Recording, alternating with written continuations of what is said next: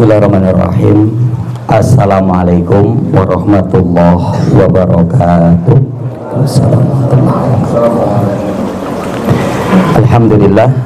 Alhamdulillahilladzi binikmatihi tatimmus sholihat. Walhamdulillahirabbil alamin wa bihi nasta'inu ala umurid dunya waddin.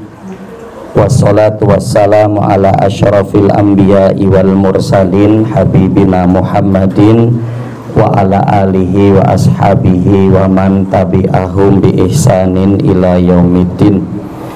Usikum wa nafsi bi taqwallah azza wa jalla faqad fazal muttaqun wal mu'minun haitsu yaqulullahu ta'ala ya ayyuhalladzina amanu taqullaha haqqa tuqatihi wa la tamutunna illa wa antum muslimun. Faqala ya ayyuhalladzina amanu taqullaha wa qulu qawlan sadida yuslih lakum a'malakum wa yaghfir lakum dzunubakum wa may yuti'illaha wa rasulahu faqad faza fawzan 'azima. Faqala Rasul sallallahu alaihi wasallam ittaqillaha haitsuma kunta wa abi sayyi'atal hasanata tambuha wa khaliqin nas bi khuluqin hasanin. Faqala kullu ghulamin rahinatun bi aqiqatihi tudbahu anhu yauma sabihi yuhlaku ra'suhu wa yusamma. Bapak Ibu hadirin rahimani wa rahmakumullah, di mana pada malam hari ini ya, apa ini ya istilahnya, Ustadz Kafi itu yang menghubungi saya, beliau mengatakan waktu tidak cukup, ternyata sudah di sini. Dan ada Ustadz Faiz juga bersama kita dan para asatid sekalian. Tapi karena ternyata juga sudah ditulis di sini Pak ya. Jadi Bapak Ibu rahimani wa rahmakumullah, sedikit ya nanti kita berbagi ilmu. Tentunya tidak lupa kita untuk bersyukur kepada Allah Subhanahu wa taala di kesempatan malam hari ini kita dapat bersilaturahmi ke kediaman Pak Ansori sekeluarga dalam rangka di mana beliau untuk mensyukuri akan nikmat Allah yang diberikan kepada beliau dan anak beliau dan secara umum keluarga beliau, amanah ya anak, dan ini merupakan sunnah Rasul Shallallahu Alaihi Wasallam untuk mengakikohinya. Dan alhamdulillah kita semua diberikan kemudahan dan didukung juga dengan cuaca yang mendukung sehingga kita dapat hadir pada kesempatan kali ini. Yang tentunya maka mari kita jadikan kesempatan kita yang ada ini dalam rangka kita untuk mendekatkan diri kita kepada Allah. Majelisnya kita di majelis ini, kemudian bersilaturahminya kita, bertemunya kita dengan ikhwah kita yang lain, maka mudah-mudahan Allah Subhanahu wa taala akan memberikan ganjaran yang besar dari apa yang kita lakukan pada malam hari ini. Salawat bering salam semoga tercurah atas Nabi kita Muhammad sallallahu alaihi wasallam, pada keluarga beliau, para sahabatnya, tabi'in, tabi'ut tabi'in, dan orang-orang senantiasa komitmen dalam menjalankan sunnah beliau sampai datangnya hari kiamat kelak. Bapak Ibu rahimani wa rahimakumullah, di mana kita ya disunahkan juga untuk memberikan doa ya. Barakallahu laka fil mauhubi laka wa syakartal wahib ya wa balagha asyuddahu ya wa ya ruzikta birrohu ya. Ini diantara doa yang disunahkan kepada kita bisa kita ucapkan ya. Doa yang sangat agung yang diajarkannya kepada kita. Barakallahu laka fil mauhubi laka, mudah-mudahan Allah berikan berkah kepadamu dari apa yang telah Allah berikan kepadamu. Wa syakartal wahib, dan engkau bersyukur kepada sang pemberi, ya, yaitu Allah Subhanahu wa taala, ya. Dan nanti akan apa arti syukur itu gitu ya. Yang diantaranya adalah ya dengan mengakikohinya. Ini diantara bentuk syukur kepada Allah Subhanahu wa taala. Wa syakartal wahib, ya, wa balagha asyuddah, dan mudah-mudahan ya diberikan kesehatan kepada anak, ya, kemudian disegerakan untuk dewasa, ya, disegerakan untuk besar, biar segera punya adik lagi, gitu Mas Aldo ya. Ya, jadi diantaranya kan begitu ya, wa asyudda, ya, wa balagha asyudda, jadi biar cepat gede, ya, karena biar cepat punya adik lagi, ya. Wa burikta wa ruzikta birrohu, dan agar engkau nanti bisa diberikan baktinya, ya. Maka masya Allah, diantara kita untuk memiliki anak ini diantaranya agar nanti kita mendapatkan bakti daripada anak kita, ya. Nah Bapak Ibu rahimani wa rahimakumullah, berdasarkan sabda Nabi Shallallahu Alaihi Wasallam yang diriwayatkan dalam riwayat Imam Abu Dawud, ya, Rasul Shallallahu Alaihi Wasallam mengatakan kullu hulamin rohinatun bi aqiqatihi, setiap anak yang dilahirkan itu tergadaikan dengan akikohnya, ya. Jadi setiap anak itu tergadaikan dengan akikohnya. Kullu hulamin rohinatun bi aqiqatihi, ya. Yang karenanya apa? Yuhlaku ra'suhu wa yusamma, ya. Di mana Rasul Shallallahu Alaihi Wasallam kemudian mengatakan ketika anak itu tergadaikan dengan akikohnya, maka hendaklah untuk diakikohi dengan disembelihkan kambing, ya. Di antaranya ini diantara keistimewaan kambing, ya, ya, yang tidak bisa untuk diganti dengan yang lain untuk akikoh ini, ya, meskipun uang kita banyak, ya, meskipun harta kita melimpah, kemudian akikoh pakai sapi, ya ini tidak boleh, ya. Tudbahu anhu yaumasabihi, dipotongkan kambing pada hari yang ketujuh, kalau tidak bisa para ulama mengatakan di hari yang ke-14, kalau tidak bisa di hari yang ke-21, ya.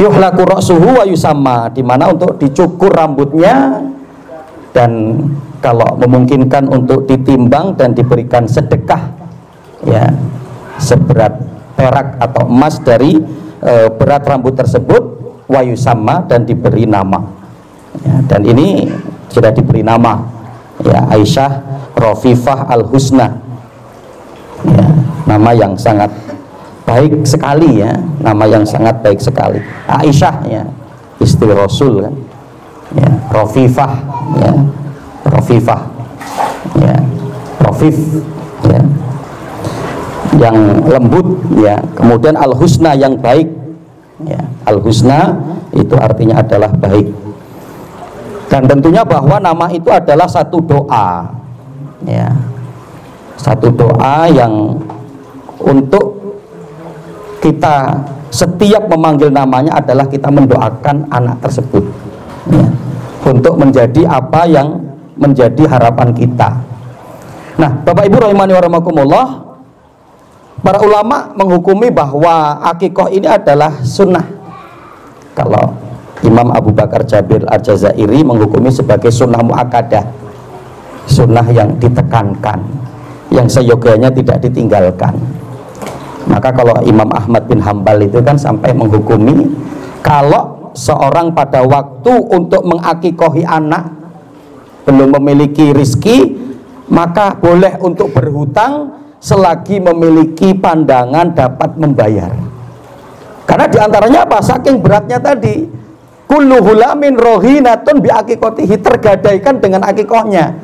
Maka kita untuk melepaskan daripada gadaian itu, ya, dengan kita mengakikohinya.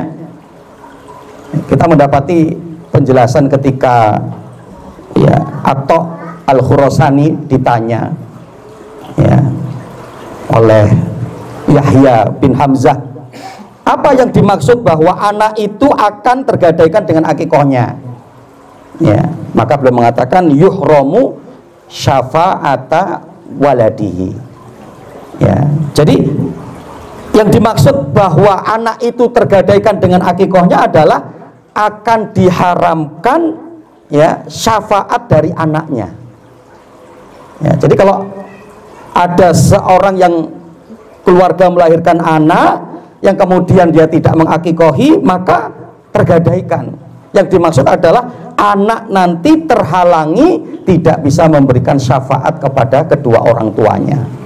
Padahal Masya Allah kita ini masih sangat butuh sekali bantuan ya orang lain, terutama adalah bantuan anak-anak kita, karena kita belum memiliki keyakinan dan jaminan bahwa kita akan selamat nanti di akhirat ya. Maka mudah-mudahan dengan anak solih dan solihah kita yang kemudian mereka dulu ketika kita lahirkan sudah kita akikohi, maka mereka bisa memberikan syafaat kepada kita ya. Yang banyak itu kan syafaat itu kan para ulama mengatakan sebagai bantuan ya, pertolongan, menyelamatkan seseorang yang tadinya dia akan diadab, maka akhirnya diberikan keselamatan, dimasukkan ke dalam jannah ya.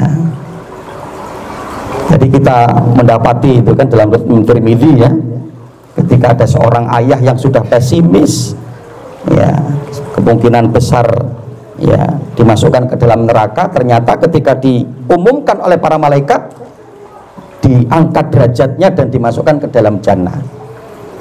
Maka ketika bapak ini bertanya, wahai para malaikat, kenapa ini terjadi atau seperti apa terkait dengan hal ini, maka kemudian para malaikat mengatakan bi istighfari waladika laka, kamu seperti ini diangkat derajatmu sehingga kamu dimasukkan ke dalam jannah disebabkan karena istighfar anakmu kepadamu.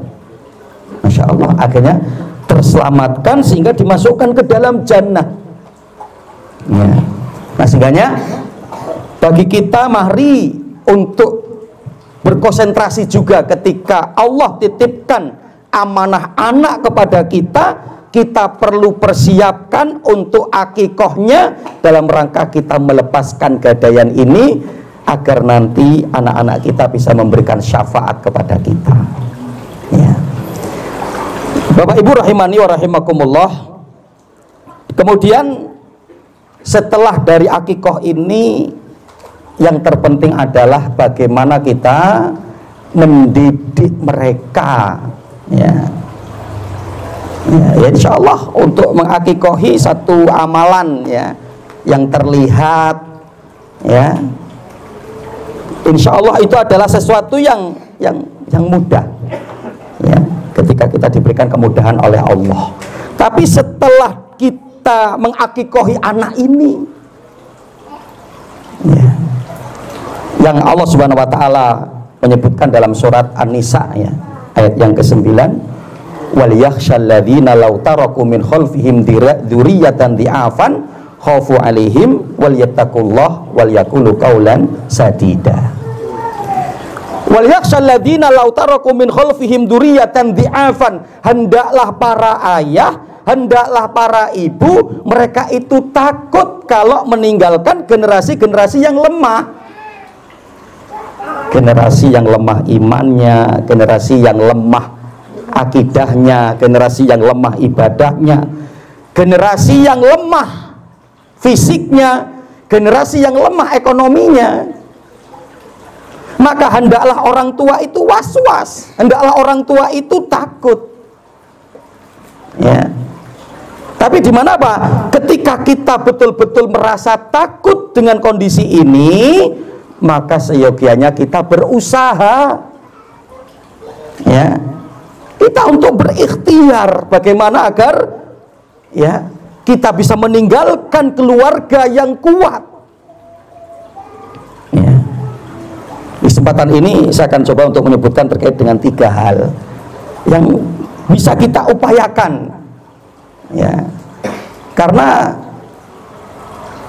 anak betul-betul ketika Allah mengatakan sebagai fitnah, ujian bagi kita ya. Ada yang mereka susah untuk diarahkan ya, ada yang mereka susah untuk diomongi, ada yang mereka suka dengan kegiatan dia sendiri yang mungkin untuk ya main HP, ketika tidak diberikan dia akan menangis, ya, atau mungkin ya banyak melakukan aktivitas-aktivitas pelanggaran terhadap syariat, ya.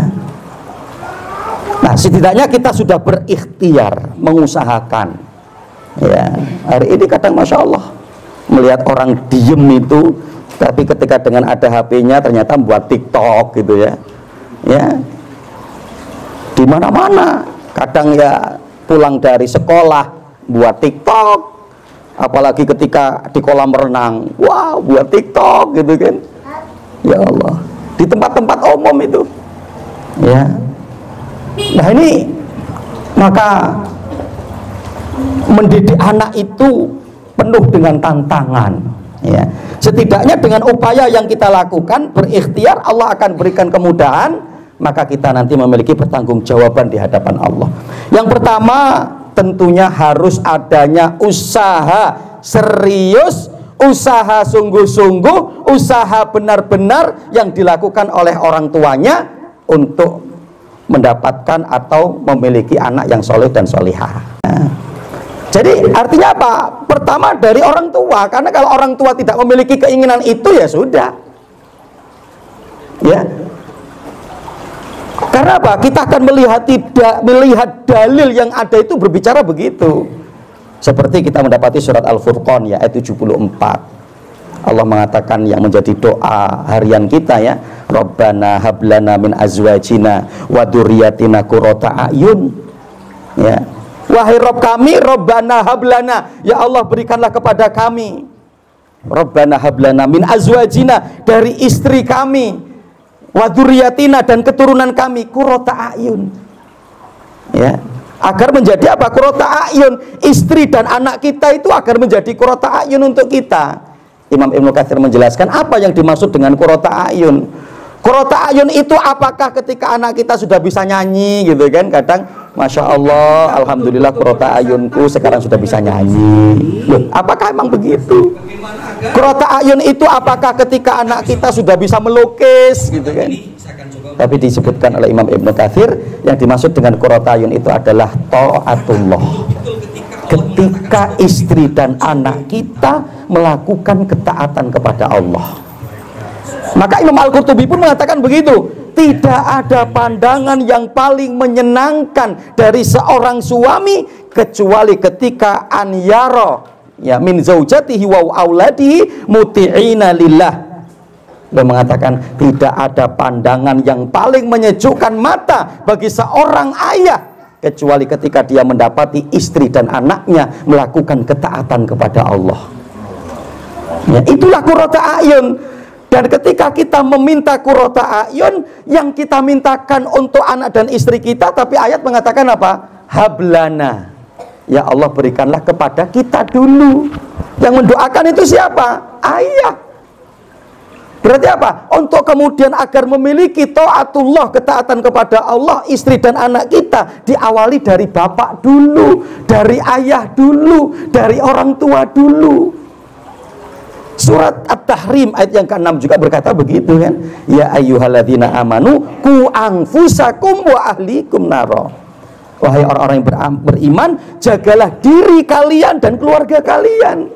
Diawali dari menjaga siapa? Diri kalian, diri kita, baru keluarga kita, ya. Maka kadang Masya Allah ya, saya sendiri merasakan bahwa saya memiliki konsep minimal anak saya itu di usia SD harus minimal 6 juz selesai, ya. Ternyata ini sudah 7 juz dan Insya Allah 8 juz. Ya, baru di usia kelas 6. Adiknya juga untuk menyusul begitu, adiknya lagi untuk menyusul begitu. Ya, yang hari-hari mereka itu ya baca Quran, tikror, menghafal. Saya cuman berpikir, Masya Allah, alangkah beratnya bagi seorang anak mereka seperti itu kalau orang tuanya sendiri tidak mencontohkan. Saya cuma berpikir begitu loh. Lah kamu menghafal nak, kamu selesaikan sekian juz nak, tapi dia nggak pernah mendapati bapaknya megang Quran, ibunya megang Quran, ya. Yang lebih lagi tidak melihat bapak ibunya menghafal Al-Quran. Saya cuma berpikir, apa enggak berat anak itu? Kasihan. Tapi kalau sama-sama menghafal kan insya Allah sama-sama merasakan sulitnya untuk menghafal. Ya. Maka apa? Kita semua menginginkan bahwa anak kita menjadi hafid dan hafidhah Quran. Maka bagaimana jangan sampai kita kasihan memberikan beban kepada anak kita, mereka menghafal tapi kita tidak menghafal. Mereka hari-harinya memegang Al-Quran tapi kita sendiri tidak memegang Al-Quran. Ya. Maka Bapak Ibu rahimani wa rahimakumullah, jadi harus adanya keinginan kuat, ya, adanya kemauan kuat dari orang tua untuk memiliki anak-anak yang soleh dan solihah. Karena kalau tidak, kasihan mereka, ya. Apalagi ketika orang tuanya jor sama sekali, melepaskan begitu saja, ya. Nah, maka ikhwan fillah rahimani wa rahimakumullah, ya, jadi yang pertama, ya, kiat yang perlu untuk kita bangun adalah, ya, mari sebagai orang tua kita memiliki tekad yang kuat, keinginan yang kuat, kemauan yang kuat, agar anak-anak kita menjadi anak-anak yang solih dan solihah. Itu yang pertama. Kemudian yang kedua, kita upayakan untuk memasukkan rizki kepada anak kita dari yang halal, ya, karena kalau tidak berat bagi anak, karena kalau tidak kasihan bagi anak, ya, karena apa? Tidak mendapatkan keberkahan, ya. Kadang orang tua, saya pernah mendapati itu gitu ya, karena kadang orang tua hanya melihat secara dohirnya, Ustadz saya sudah masukkan anak saya ke TPA, ke rumah Quran, saya terus oprak-oprak mereka untuk ngaji. Tapi kok, ya, anak perempuan waktu itu saya meruqyah anak tersebut gitu ya. Jadi kenapa? Sampai orang ayahnya itu cerita ke saya, apapun sudah saya lakukan untuk dia Ustadz. Yang saya jewer lah, yang saya pukul lah, yang saya tendang lah. Masya Allah, Mas, justru kok malah kayak gitu ya. Tapi dia nggak sadar, ya, dia sampai cerita, lah anak ayam saja kalau sudah tahu agak gelap pulang, loh anak saya ini nggak pulang, berarti lebih-lebih dari anak ayam gitu ya. Ya, bapaknya apa ini ya, kalau anaknya ayam ya. Nah, Bapak Ibu rahimani wa rahimakumullah, kemudian saya cek, ya, oh Bapak insya Allah upaya-upaya itu sudah bagus. Bapak kerjanya di mana? Oh, saya kerja di ini saat saya lihat bahwa itu adalah satu yang tidak berkah di pekerjaannya. Saya bilang, maaf Pak, bisa jadi menjadikan anak Bapak seperti itu karena ma'isyah Bapak masih seperti itu, ya. Karena bagaimana akan mendatangkan keberkahan ya untuk anak kita, karena ketika Rasul Shallallahu Alaihi Wasallam mengatakan dalam Bukhari Muslim, ya, ayyuma min lahmin nubita min suktin fannaru aula bihi. Setiap jasad, setiap daging yang berkembang dari sesuatu yang haram, maka nerakalah yang wajib untuk ditempati. Ya, bagaimana yang nanti masirnya itu akan kepada neraka, digembleng kebaikan, susah, bertolak belakang. Kita lihat kan sosok lahirnya Imam Abu Hanifah. Karena apa? Kewaraan dari abinya, dari bapaknya. Ketika penjual kain kan bapak dari Imam Abu Hanifah ya. Kita berbicara, menyampaikan pada karyawannya ada pakaian yang rusak yang nanti untuk jangan dijual ya, tapi ternyata ketika dia pulang pakaian itu sudah dijual, kain itu. Maka beliau mengatakan model yang kain yang seperti yang rusak tadi yang akhirnya kejual, kita nggak tahu siapa pembelinya, semua diinfakkan di jalan Allah. Ya. Karena apa? Beliau takut di situ adanya satu kedoliman, satu rizki yang haram yang itu ternyata akan diberikan kepada istri dan anak, terutama akan diberikan kepada anak-anaknya. Maka apa? Dengan tingkat kewaroannya, kehati-hatiannya, maka lahirlah seorang ulama besar, Imam Abu Hanifah. Ya. Dan itu sudah dipraktekkan ya oleh Rasul, para sahabat yang luar biasa. Kehati-hatian mereka terkait dengan yang haram itu, Masya Allah. Rasulullah mau tidur gelisah. Setelah ditanya oleh Bunda Aisyah, ya Rasulullah, kenapa engkau gelisah? Beliau mengatakan, aku ketika berberes kamar mendapati satu kurma, kemudian aku makan, dan aku baru ingat kalau ada kurma yang dititipkan dari kurma sedekah. Saya takut kurma itu adalah kurma sedekah yang jatuh. Ya. Abu Bakar As-Siddiq menjadikan tangannya dimasukkan ke dalam mulutnya karena dia tidak tahu makanan yang dimakan yang diberikan oleh pembantunya, oleh budaknya. Sa'ad bin Abi Waqqas mengatakan, ya, ma rafa'tu luqmatan ila fami illa wa ana a'lamu min aina maji'iha. Setiap aku mengangkat ya sesuap makanan yang aku masukkan ke dalam mulutku, pasti aku tahu dari mana makanan itu. Ya, kalau kita akan lihat, Masya Allah ya, seperti ya ketika ada seorang tiga wanita ya yang dalam kondisi kezuhudan mereka yang datang kepada Imam Ahmad bin Hambal, mereka sebagai penenun ya, kemudian mereka bertanya, wahai Imam, ketika kami sedang menenun kami menggunakan lampu, tapi pada waktu lampu itu mati saya menggunakan cahaya rembulan.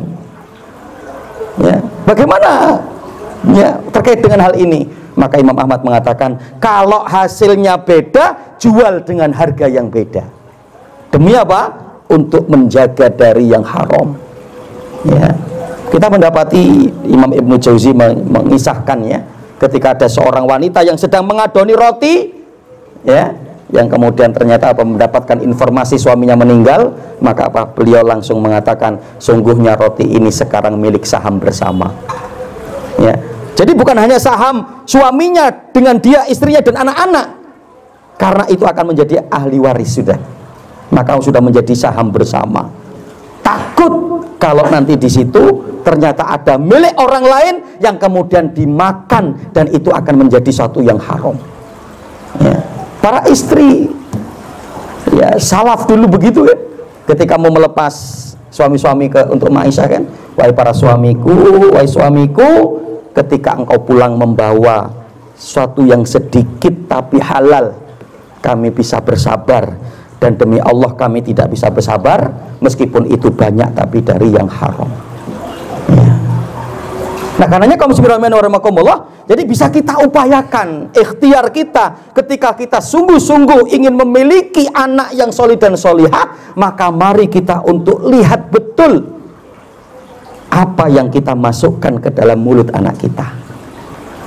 Ya. Ini yang kedua. Adapun yang ketiga, kita tahu akan konsepnya, kita tahu akan caranya, bagaimana agar kita memiliki anak yang soleh dan soleh, anak yang baik. Ya, coba kita akan melihat apa yang disampaikan oleh Imam Hasan Al-Basri, yang disampaikan oleh sahabat Ali bin Abi Thalib, yang beliau membagi 3 fase kan. Ya, fase yang pertama dari umur 0 sampai 7 tahun. Jadikanlah anak kalian itu seperti emas. Ya. Jadi apa? Untuk dijaga, untuk dirawat, ya, tidak dimarahi, tidak dicaci, tidak dicela, ya. Tapi apa? Untuk di usia ini banyak-banyaklah diberi keteladanan. Pada usia 0 sampai 7 tahun banyak-banyaklah diberikan keteladanan. Ya. Bagaimana cara makan yang benar, bagaimana cara minum yang benar. Ya. Bagaimana cara tidur yang benar, bagaimana belajar cara ngomong yang benar. Ya, jadi apa? Untuk diberikan keteladanan. Ya, karena kadang kalau orang tua yang nggak ngerti kan, wong tangan kanannya nganggur ya tangan kiri makan gorengan. Ya. Minum tangan kiri, tangan kanannya nganggur. Ketika tangan kanannya sedang sibuk, sedang megang apa, mungkin ada rusak lah istilahnya begitu ya, karena darurat. Tapi ketika tidak, Masya Allah, kadang masih begitu, sudah berdiri pakai tangan kiri sambil ngomong, wah pokoknya lengkap lah itulah. Karena apa? Dari ketidaktahuan orang tua pasti kan. Ya. Fa inna syaitana ya'kulu wa yashrabu bisimalihi. Karena apa? Itu perbuatan syaitan. Syaitan itu makan pakai tangan kirinya dan minum pakai tangan kirinya. Ya. Nah ini, maka kadang ada orang, Ustaz, kalau kita makan bakwan, apa makan tahu bunting, tahu cabenya di mana gitu ya. Tahu Bapak cabenya di mana? Ya tahunya yang di tangan kanan atau cabenya yang tangan kiri. Ya. Ya kan bisa toh gantian, ya gantian itu ya. Nanti ketika cabai dulu, itu bisa dilihat karakternya, orangnya pemberani. Kalau minumnya makanya cabai dulu, karena dia berani dengan tantangan.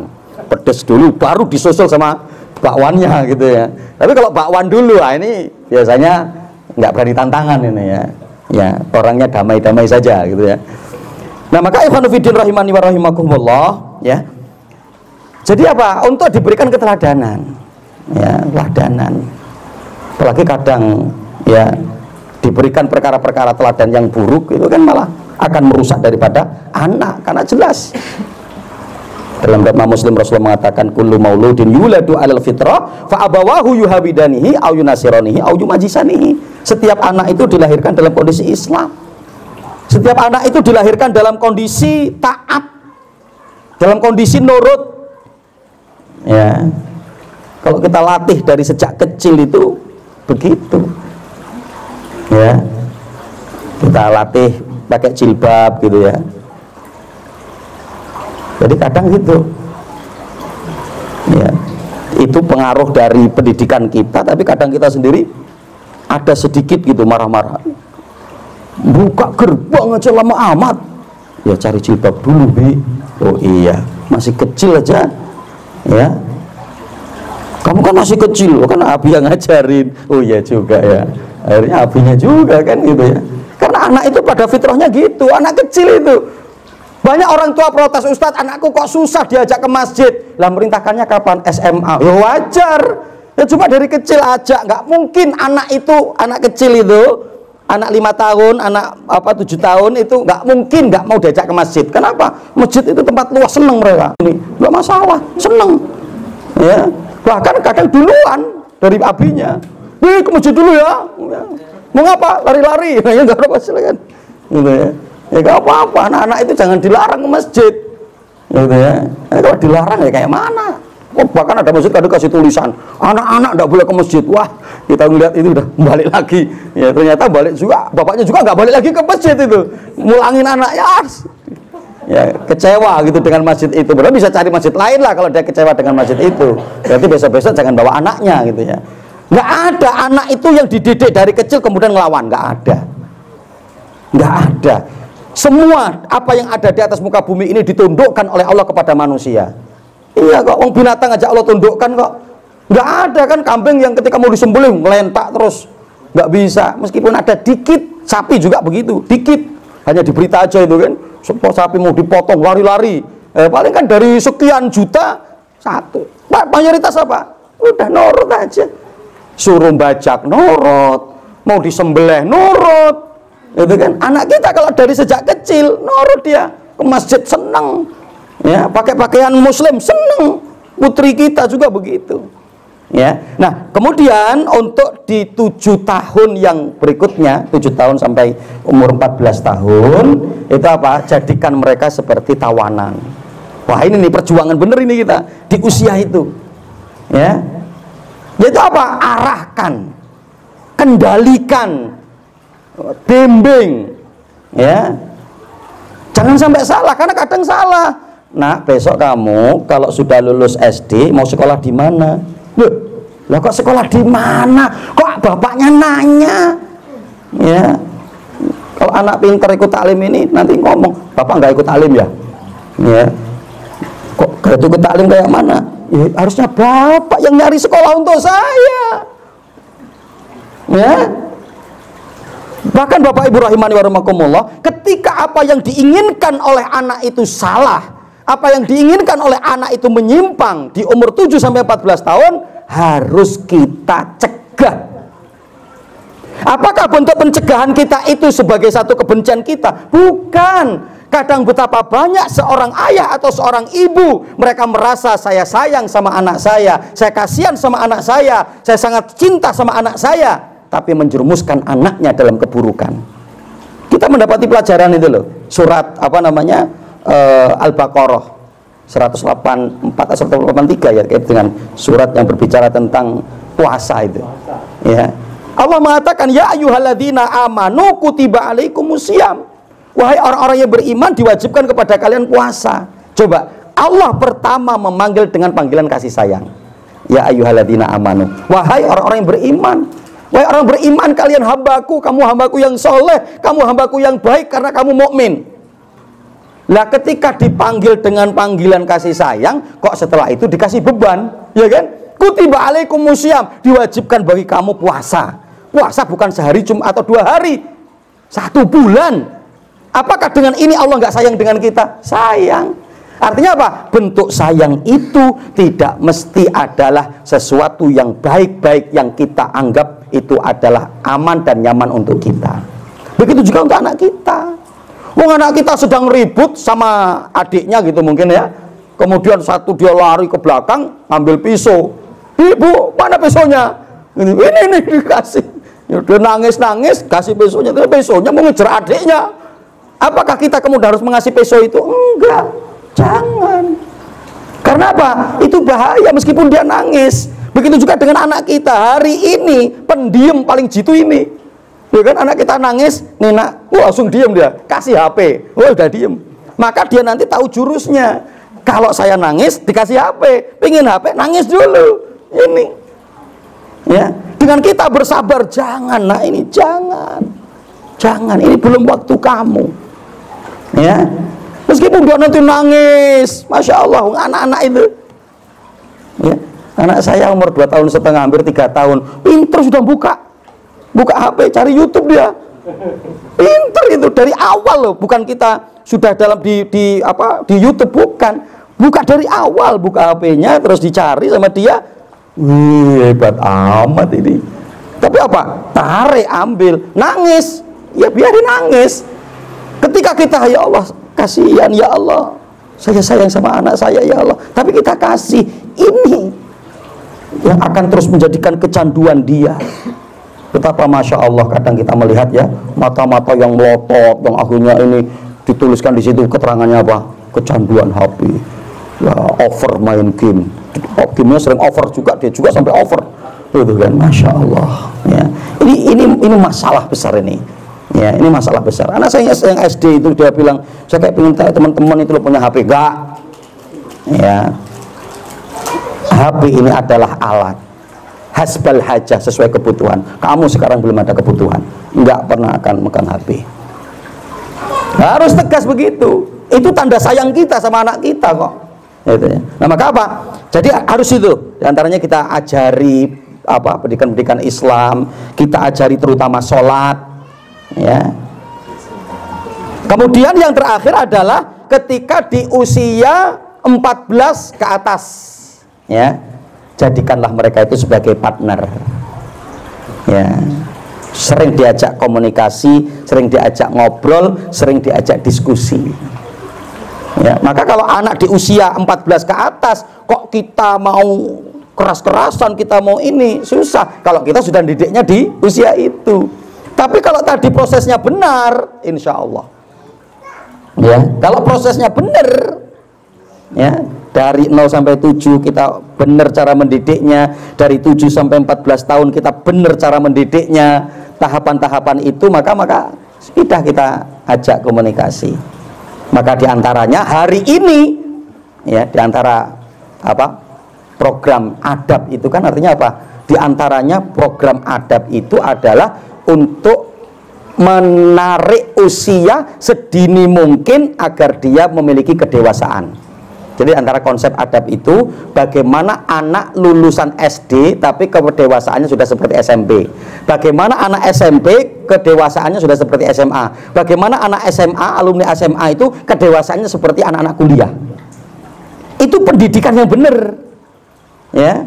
Dan kalau kita melihat hampir semua penjelasan sahabat Ali bin Abi Thalib terkait dengan surat At-Tahrim ayat yang ke-6 itu apa? Ya, adibuhum wa allimuhum. Yang pertama apa? Untuk kita ajarkan kepada anak adab.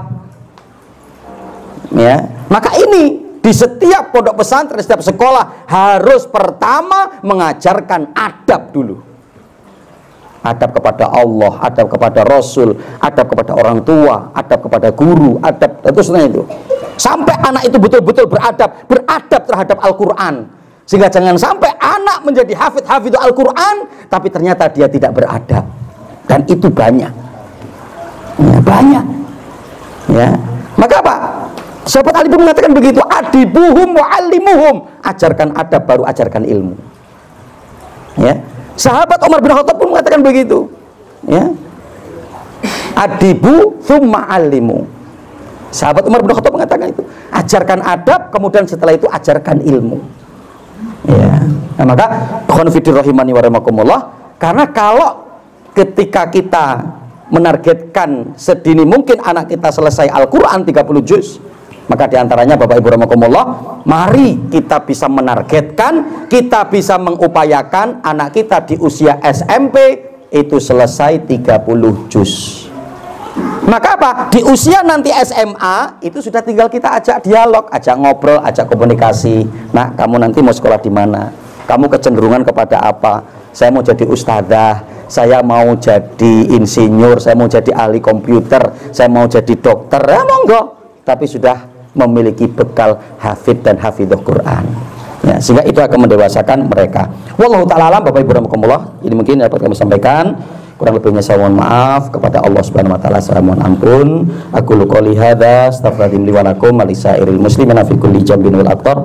Subhanakallahumma wa bihamdika asyhadu an la ilaha illa anta astaghfiruka wa atubu ilaik. Wa billahi taufiq wal hidayah. Wassalamualaikum warahmatullahi wabarakatuh.